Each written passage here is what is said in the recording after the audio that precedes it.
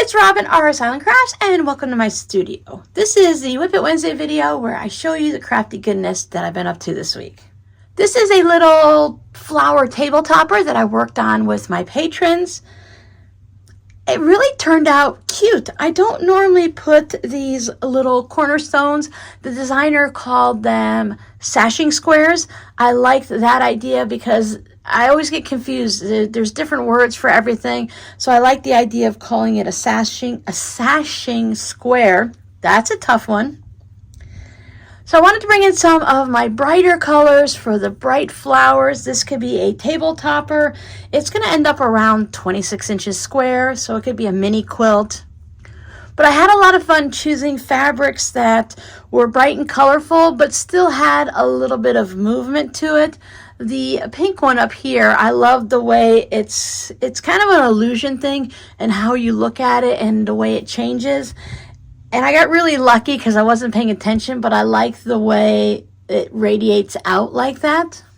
And for the back of this, I chose these fun flowers on a black background. I haven't quilted this or anything, but I chose this one because it had the bright flowers that kind of match that. Plus, I'm leaning towards this. I might change my mind, but I chose this. And as I'm looking at this, I'm most likely going to change my mind. I know. But I was thinking the black checkered to kind of frame it all in and everything like that. But now that I've seen it, now that I've pulled the black over and looked at it, that's not going to work. I do have other of the checkers, the plaids, the ginghams, all of the different colors and how you look at it. I have more of them in, I think I have yellows and reds and stuff like that. So maybe a fun yellow to draw out this yellow or a red.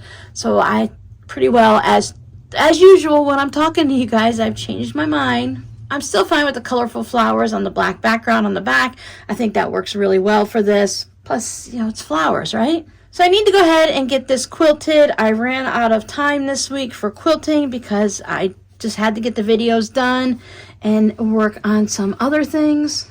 Once that's all finished, it will go into the shop. So if you'd like to claim it ahead of time, you can just send me a message.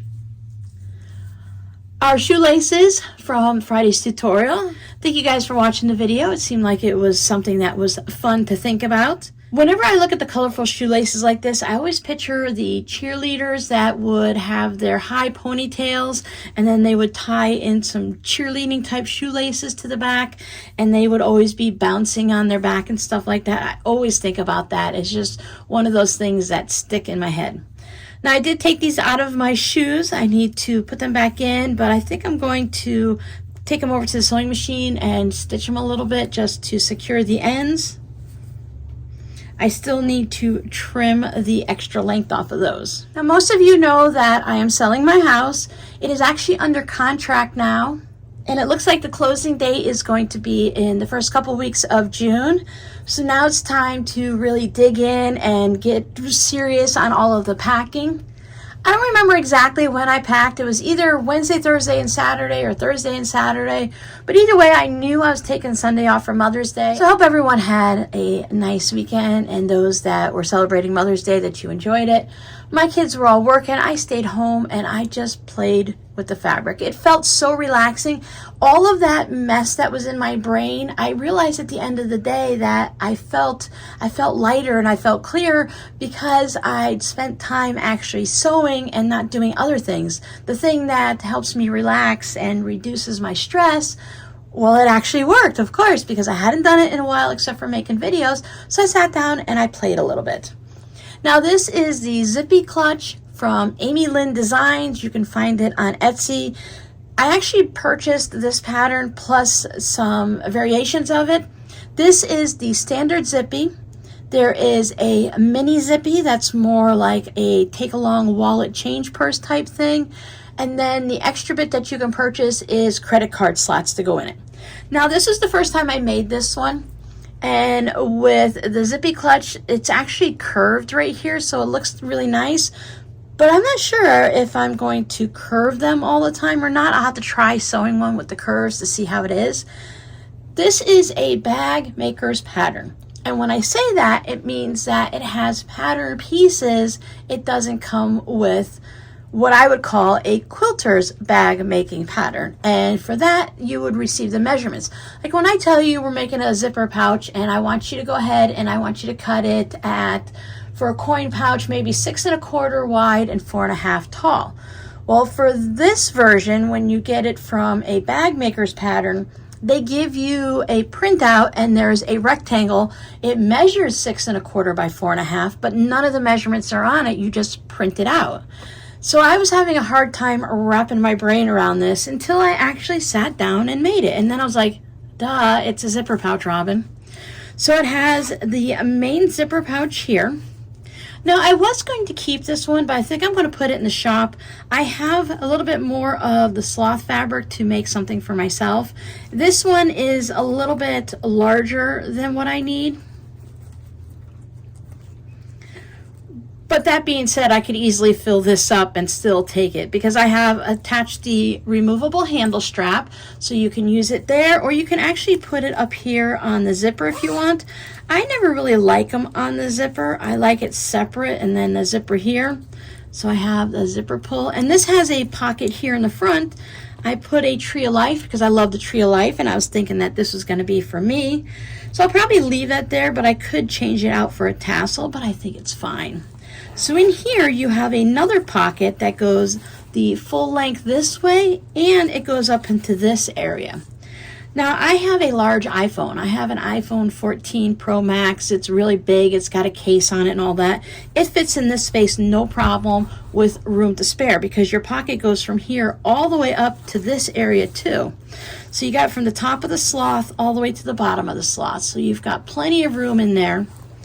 And the designer says she puts her cell phone here, and then over here she puts some personal items, like she keeps lip gloss, or she might keep some money put into there, some dollar bills, or maybe she might put her cards or something.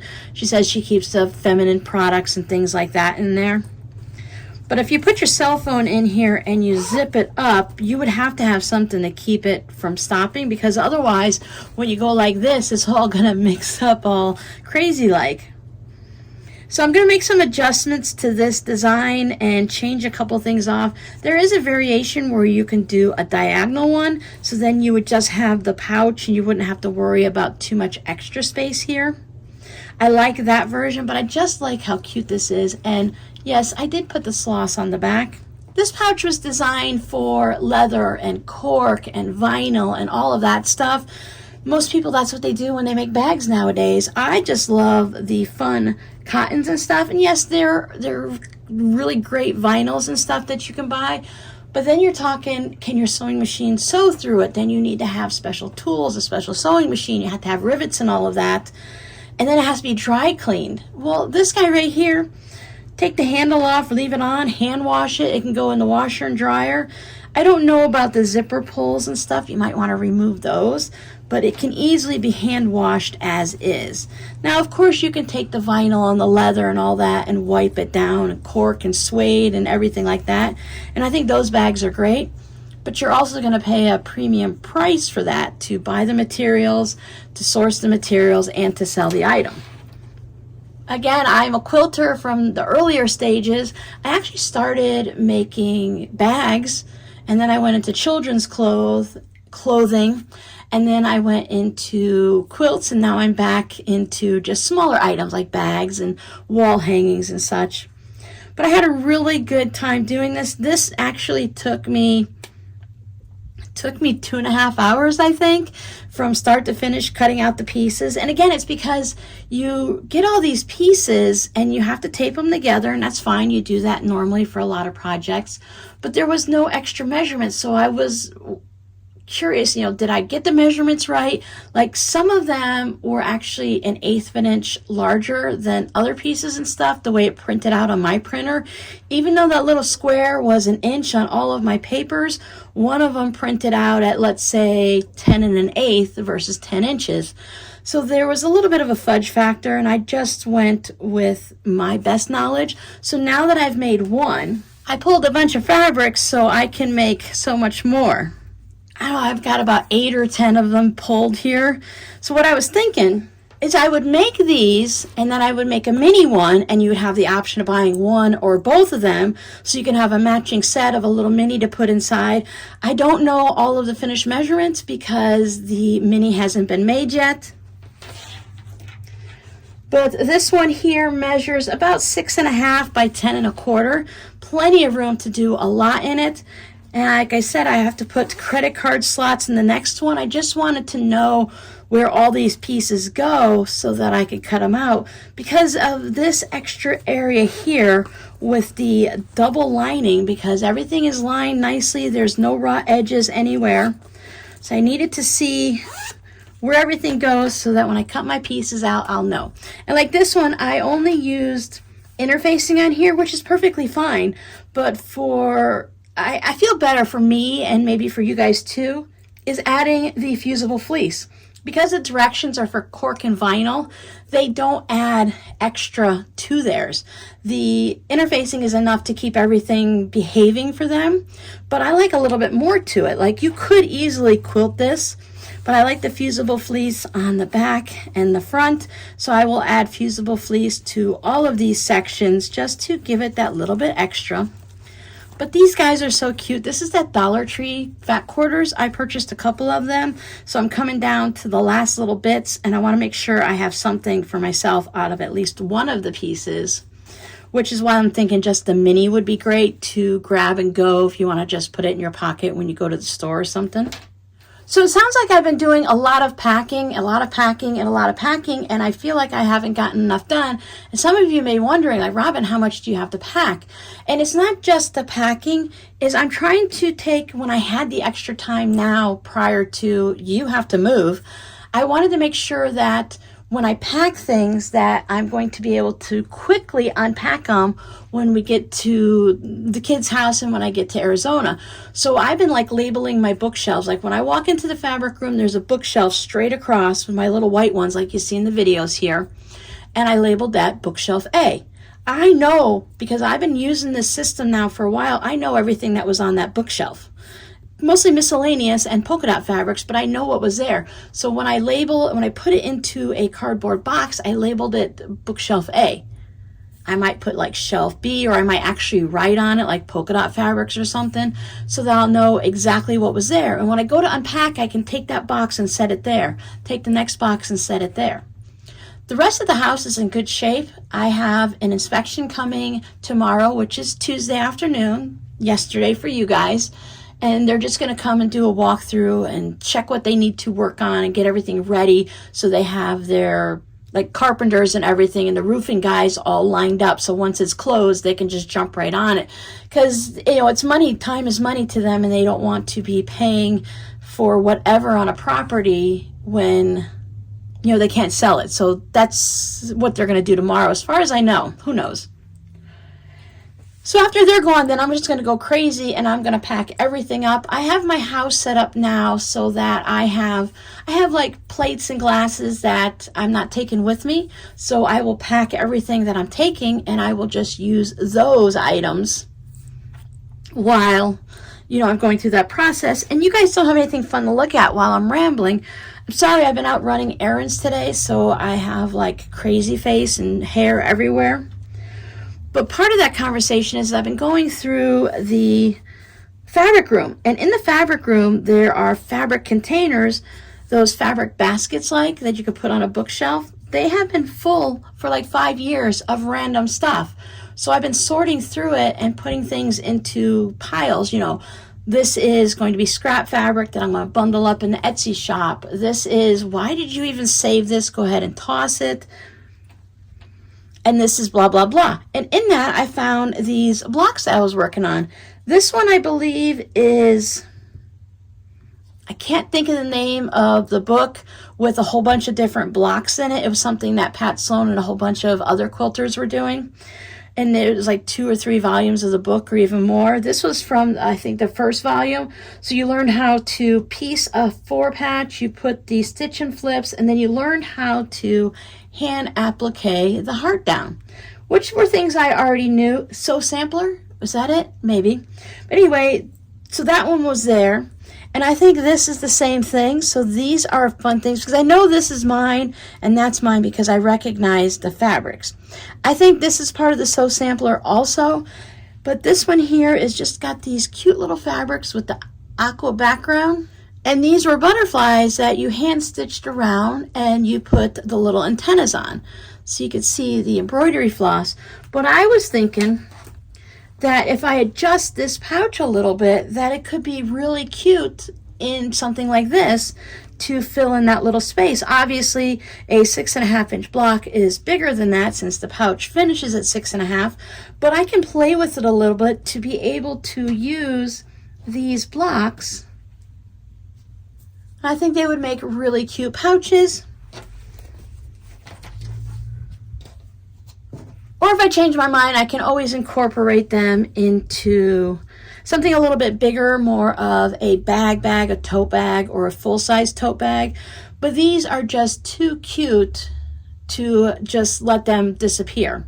So I found those. I'm at the end point of clearing out the fabric room to where I just have a few of those little containers that I have to figure out, and then it's just like massive packing.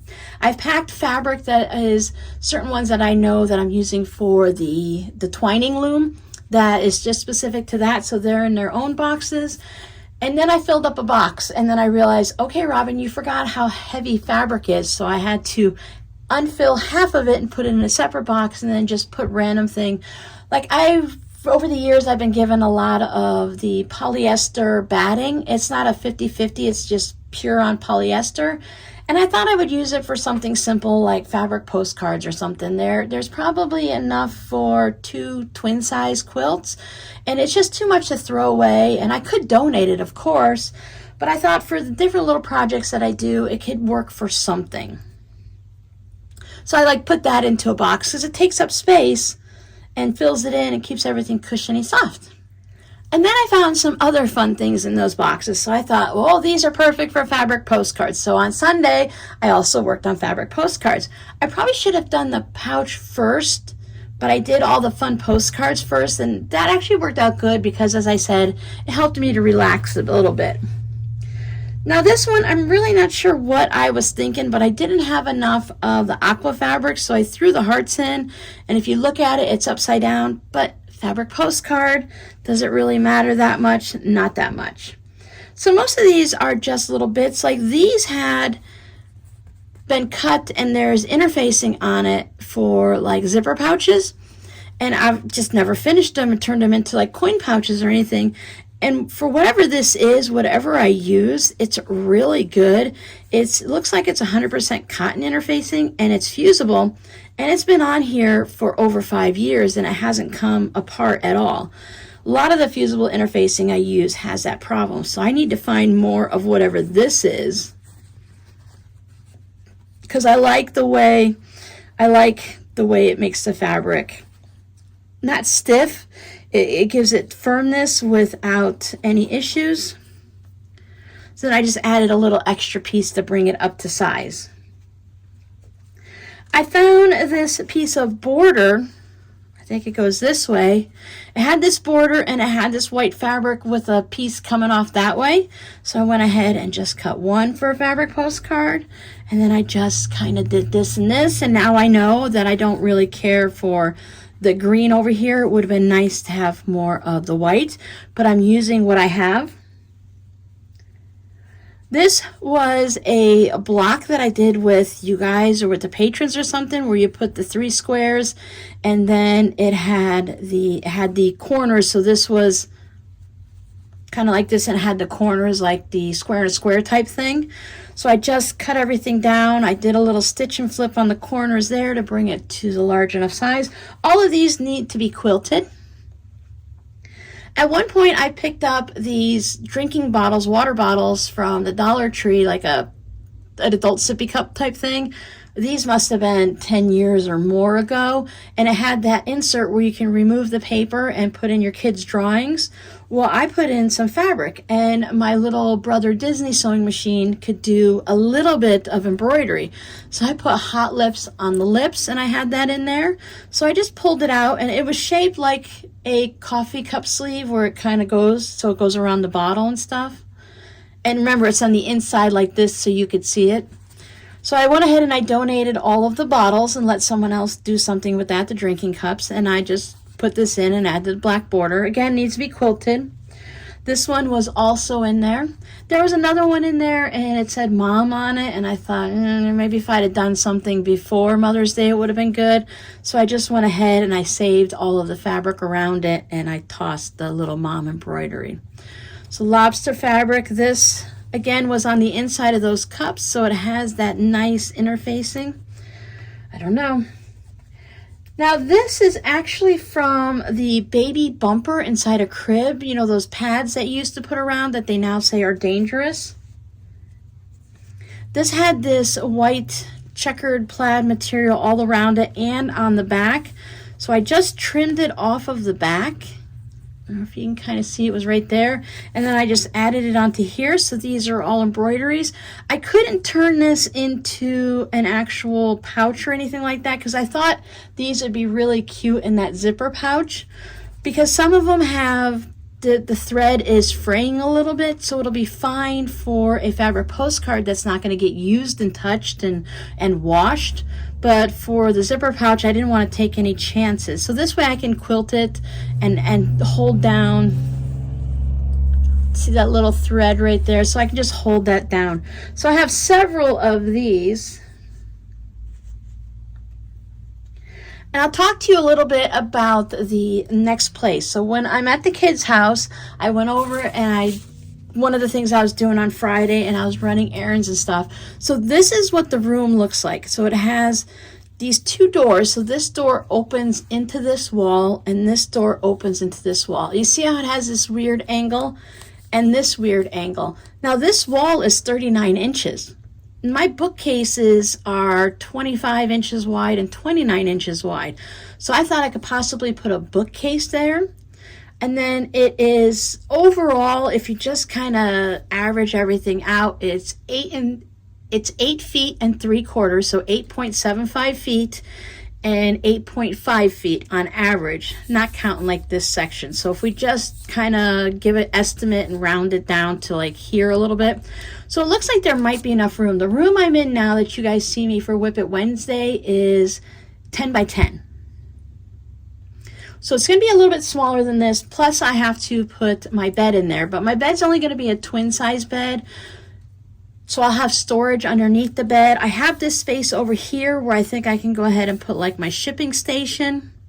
And I have room for, let's say, the bed, and the table could fit over here.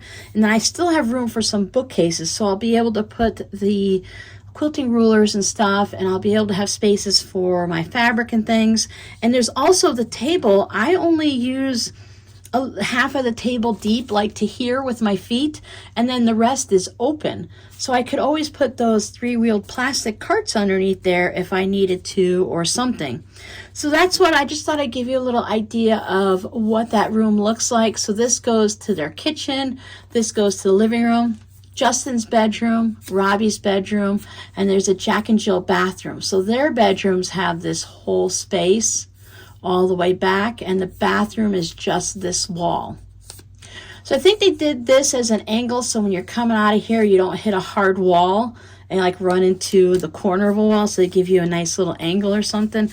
I don't know. This house manufacturers, they went out of business back when the housing bubble burst in like 2009. So by 2010 or 12, they were gone. So I can't even find like the layouts or anything online, the floor plans. So I picked these up at a garage sale, probably, I think it was a 50-cent garage sale. For a while there, I was looking for different things like this, ways to source less expensive fabric. And down here, the garage sales have never really had like craft supplies. You might get some Red Heart yarn from many, many years ago, like the 70s. So it's not something I would really purchase. But you can get things like this. You can get crib sheets that half the time they still look brand new, or the bed skirts that go around. That was a great source of fabric, whether it's from an adult bed or a child's bed. So you see there's multiples of the same. So I'll do a little bit of quilting just to hold it down, and then I will fasten it to the fabric postcard. So I thought those would be really cute for the shop. I think they would be fun to send to a friend or to a grandchild or something. Now, I think one of you guys sent me this border print. It's from 1995, and it has a bunch of quilts on it. And I thought, well, you know what? Let me make some fabric postcards out of that. So I cut a bunch of those. I already had all of my batting cut ahead of time, which is nice so that I don't have to sit down and cut batting. It's already ready for me, so I can just take 15 minutes and whip out a fabric postcard versus having to cut all kinds of things. So all of my batting pieces, you see they're Franken-pieced. So that uses up my batting scraps, and then just depends on how it's cut and whether or not you're seeing which quilts in which layout. I was trying to fussy cut it, but because they have like no white picket fence railing and then you have a bunch of railing there, I wasn't able to cut it to where I could have a center point and see like just this quilt in the center with a little bit. So you're always cutting off something, and then you would end up with a weird little bit. Now these are all cut larger. I cut my batting larger so that I can quilt everything and then trim it down. So all of these will go into the shop, and it's going to be a pretty much, I'll just, you say, okay, I want 1 or 2 or 3 or whatever, and I'll just send them to you. Unless you see one you specifically want, say you might want the zigzag or you might want the fans, then you can always ask for it. But it's just going to be, these will go in the shop on one listing, however many I have, 9 or 13 or whatever they are, and then I'll just sell them as is. Some of them I try to keep the salvage, but I think just the way it is that it's not going to work out, because also when I put the zigzaggy type stitch, the decorative stitch around it, it's going to cover up the salvage anyways. So if anyone is curious about this fabric, there you go. Blumgart, designed by Diane Phelan, Banks, Oregon.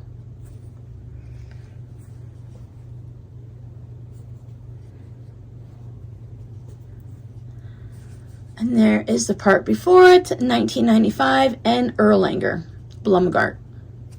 So we have our live stream this Friday, and I'm going to work on just a quick little project with you guys, unless something happens, and I'll let you know. But after that, I have to really buckle down and do some hardcore packing and taking bookcases apart. I think I have 12 bookcases. So I have to take some of them apart. The shorter ones that are only half bookcases, I don't know, I'll probably just empty them and take all the shelves off. It'll be easier to move that way and not have so many things to put together, at least the ones that I know I'm going to be using at the kids' house. I mentioned showing some of the older videos, and someone really smart suggested that I do a little introduction and then give you the link to the older videos so that you guys can just go back and watch them, and I can do a little, oh, like this was so many years ago, it's so crazy, go check it out at the 6-minute mark, it's hilarious, or something like that, So I'll probably do that for a few weeks after that, just until I get into the kids' house and I get settled. You'll still get your WiP It Wednesday updates, and just the background might be changing. My crumb curtain is going to be the last thing that comes down, just because it's helping keeping me sane so I can see something colorful, because I'll be taking all of the quilts down really fast in this room. That's one of the things that's got to come down, and I'll just pack things up, and those things are going to go to Arizona and not see the light of day, so to speak, in the other location here in Cape Coral.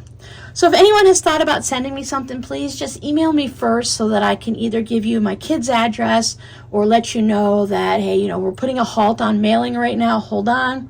When we get to Arizona, I'm pretty sure I'm going to get a P.O. box, because our address is probably going to change from year to year until we settle down into one area.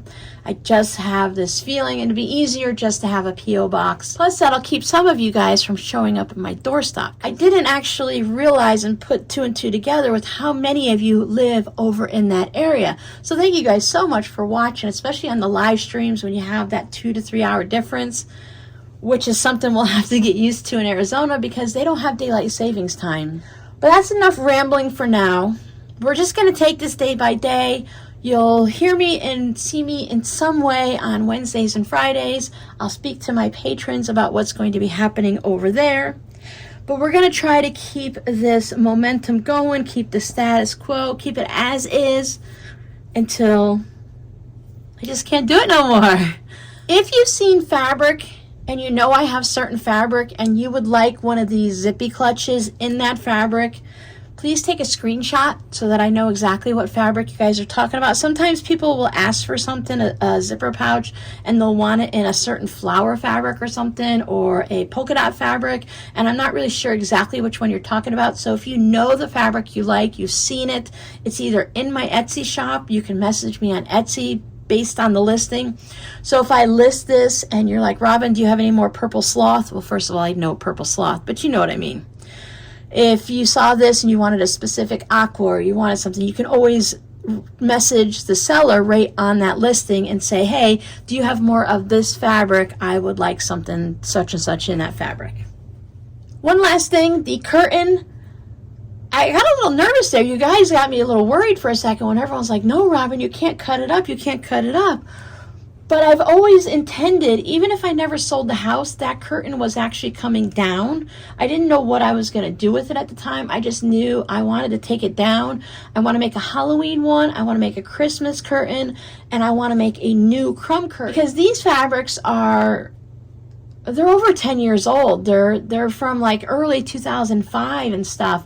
And I want to update it to, you know, Robin 2.0 and to show the scraps that I'm working with now. And it's still going to be a crumb curtain. It's still going to be very, very similar because whenever I sew scraps together, they always end up looking like a random scrappy wonky log cabin because that's apparently my style. So this curtain itself will come down and get turned into fabric postcards, and of course I will keep at least 2 or 3 for myself, probably a total of 5, so I have some extra if I want to send them off to a friend or something or do a giveaway with one. I will do some giveaways, but the rest will go in the shop, and then a new curtain will be made.